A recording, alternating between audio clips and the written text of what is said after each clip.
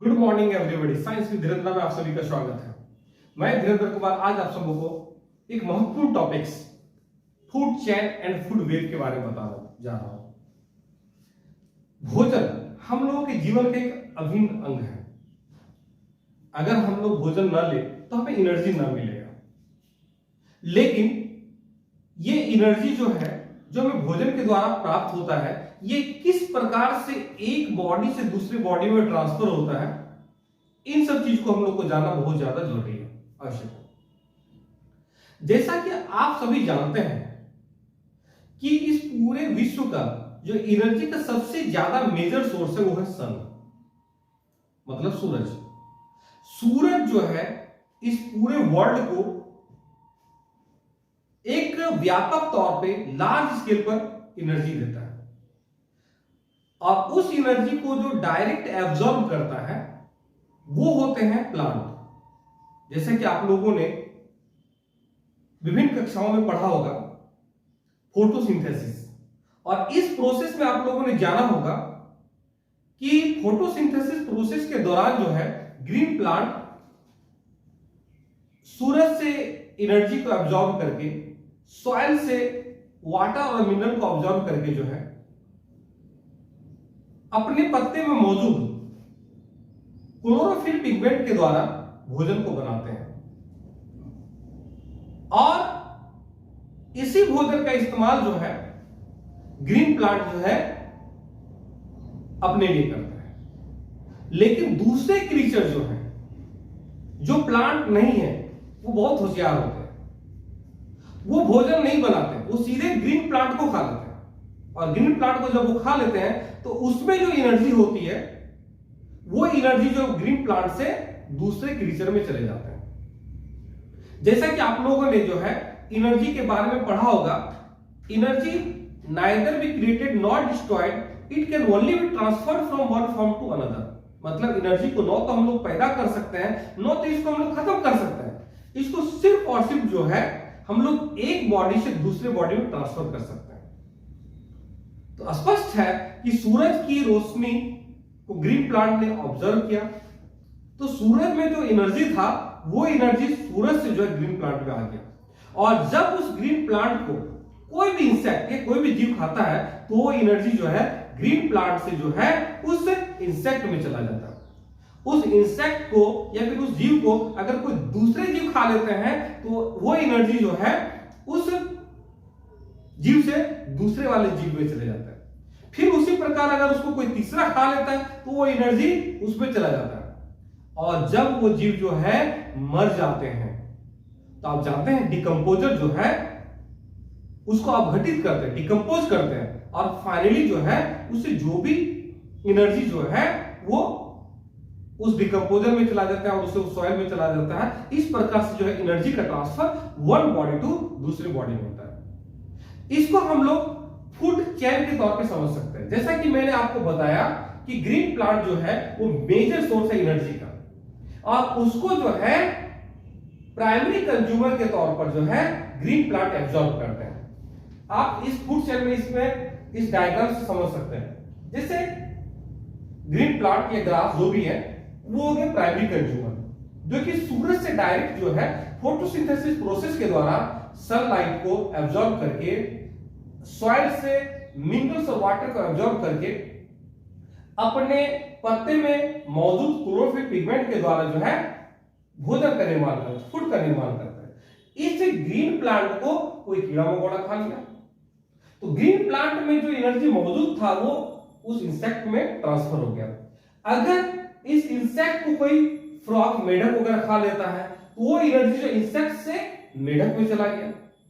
आप जानते ही हैं कि मेढक जनरली जो है सांप वगैरह का शिकार होते हैं, तो इस प्रकार से जो मेढक में एनर्जी था वो स्नेक में चला गया, और ये स्नेक को अगर बाय में कोई ईगल वगैरह खा लेता है, पक्षी वगैरह जो स्नेक का शिकार करते हैं, तो स्नेक से एनर्जी जो है ईगल में ट्रांसफर हो रहा है। तो आप देख रहे हैं यहां पर एक सीरीज बन जाता है, grass to insect, insect to frog, frog to snake, snake to eagle. इसे ही हम लोग फूड चेन करते हैं। लेकिन एक बात जान लीजिए कि ग्रास में जितनी एनर्जी थी वो सारी की सारी एनर्जी ईगल में नहीं आ जाएगा। इसके लिए एक वैज्ञानिक है जिसका नाम है लिंडेमैन। लिंडमैन ने जो है अपना 10% लॉ दिया। लिंडमैन का जो 10% लॉ है उसमें उसने कहा कि जितनी भी एनर्जी किसी भी बॉडी में रहता है, अगर उसको दूसरे कोई जीव उसको खा लेते हैं तो उसमें से मात्र जो है 10% ही एनर्जी का ट्रांसफर होगा। मतलब अगर ग्रास में 100% एनर्जी है तो उस 100 का मात्र 10% ही इंसेक्ट में आएगा। इस इंसेक्ट में जितनी एनर्जी रहती है उसका 10% ही फ्रॉग में आएगा, और इस फ्रॉग में जितनी एनर्जी होती है वो स्नेक में जाएगा, और स्नेक में जितनी एनर्जी होती है उसका 10% ही ईगल में जाएगा। मतलब सिर्फ 10% ही जो है एनर्जी का transfer one body to another होता है। मतलब सूरज से जितनी एनर्जी को ग्रास में एब्जॉर्ब किया, ग्रास के द्वारा लिया गया, उस वो एनर्जी जो है ईगल तक आते आते बहुत कम मात्रा में हो जाता है। एक बात और भी जानना जरूरी है, क्या सिर्फ और सिर्फ यही फूड चेन है? क्या इसी श्रृंखला में चलेगा? नहीं, बिल्कुल नहीं। सभी फूड चेन जो है एक दूसरे से कनेक्टेड होते हैं। ऐसा नहीं कि ग्रास को सिर्फ इंसेक्ट ही खा रहा है, ग्रास को और भी हार्बीवोरस जीव खा रहे हैं। हार्बीवोरस मतलब वैसे जीव जो घास को ही खा करके अपना जीवन यापन बिताते हैं। जैसे ग्रास को जो है बकरियां भी खाती है, ग्रास को भेड़ भी खाते हैं, ग्रास को गाय भी खाता है। उस बकरिया का शिकार जो है कभी कभी तो लायन वगैरह कर लेता है। तो फिर से एक नया चेन बन गया, ग्रास टू बकरी, बकरी टू लायन। फिर उसी तरह से अगर हम लोग देखें तो कभी कभी अगर आप लोग देखें तो ग्रास को इंसेक्ट खाता है, इंसेक्ट को कभी कभी मछलियां खा लेती है। उस मछलियां को सारस वगैरह जिसको हम लोग हेरोन्स कहते हैं वो खा लेता है, और हेरोन्स को कभी कभी टाइगर खा लेता है। तो आप देखें कि हर एक फूड चेन जो है एक दूसरे से कनेक्टेड होता है। हर एक फूड चेन में जो है जीव जो है एक दूसरे जीव से कनेक्टेड होता है, और एक इसका एक सीरीज बनाते हैं, कॉम्प्लिकेटेड चेन वाइज बना लेता है, जाल की तरह बना लेता है। इसे ही हम लोग फूड वेब कहते हैं। अगर फूड वेब के बारे में कहा जाए तो हम लोग कह सकते हैं कि many food chain connected with each other and forming a wave like structure, that is to be food web. उसे ही हम लोग फूड वेब कहते हैं। फूड चेन से जो है कई फूड चेन के मिलने से ये जो है फूड वेब बनता है।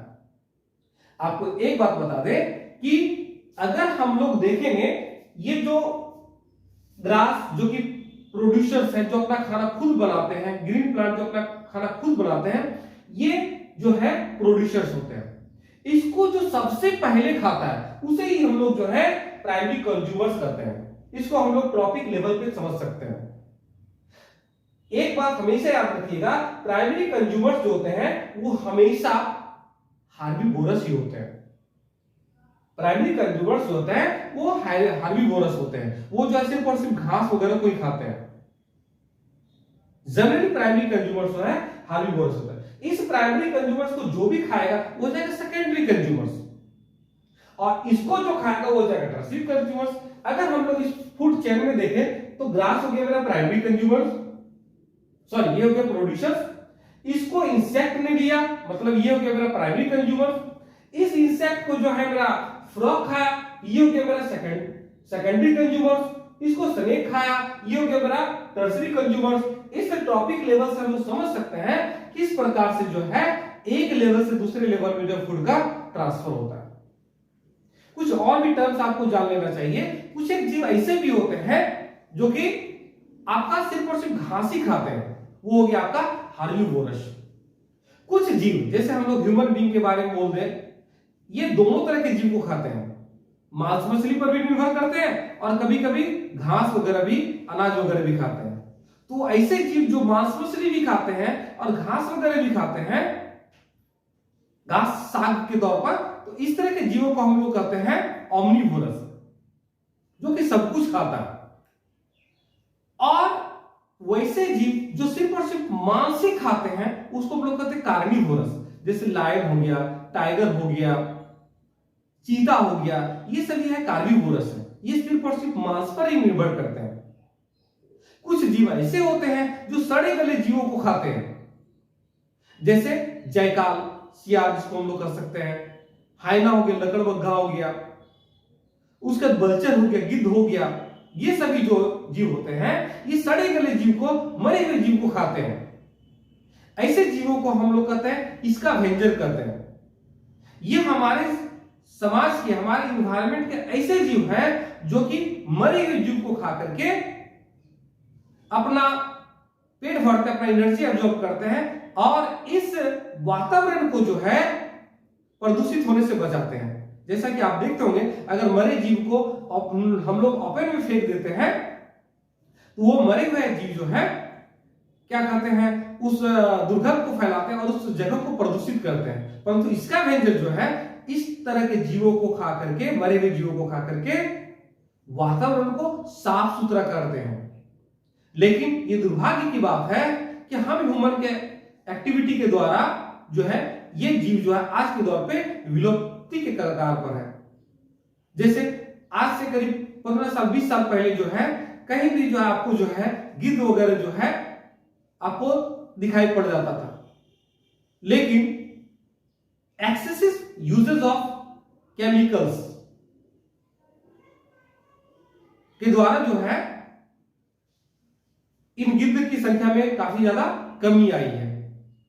कुछ पॉइजनस सब्सटेंस के खा लेने के कारण, जो कि किसानों के द्वारा जो अपने खेतों वगैरह में इस्तेमाल करते हैं, मरे हुए जीव को खाने के कारण जो है उस जीव की संख्या में भी काफी ज्यादा कमी आई है।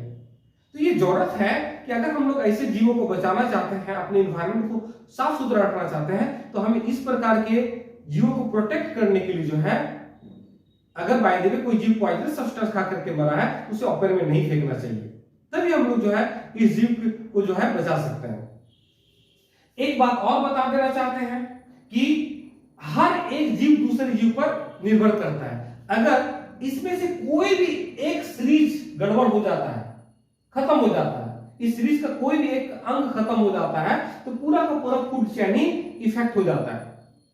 पूरे वर्ल्ड का जो सबसे बड़ा डिजर्ट है, जो आप लोगों ने सुना होगा, जो साउथ अफ्रीका में है, वो डिजर्ट जो है आज से हजारों साल पहले जो है एक घना जंगल था। लेकिन प्राचीन समय के राजा महाराजा ने जो है अपने शौक को पूरा करने के लिए जो है उस जंगल के जो है जितने भी शेर वगैरह थे, उन लोगों को पकड़ करके जो है अपने पास लेता है, अपने राजमहल में लेता है। जिसका परिणाम हुआ कि जंगल में शेर की संख्या में काफी ज्यादा कमी हो गई और इसके कारण जो है हिरण की संख्या में या दूसरे हार्बिवोरस की संख्या में काफी ज्यादा बढ़ोतरी हो गई।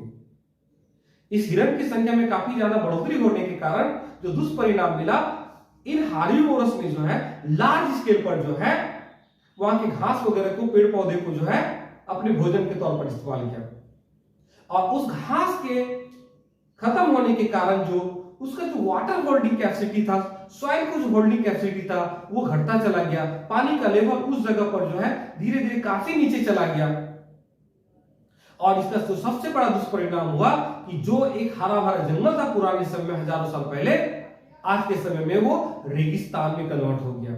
इसलिए फूड चेन या फूड वेव में से अगर कोई भी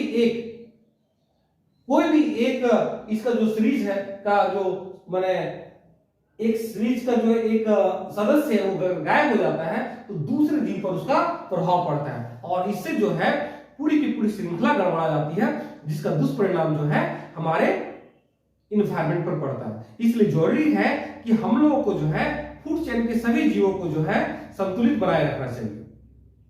अगर बाय द वे हम लोग उसका संतुलन में ध्यान नहीं देते हैं तो इससे पूरा का पूरा इन्वायरमेंट ही इफेक्ट हो सकता है।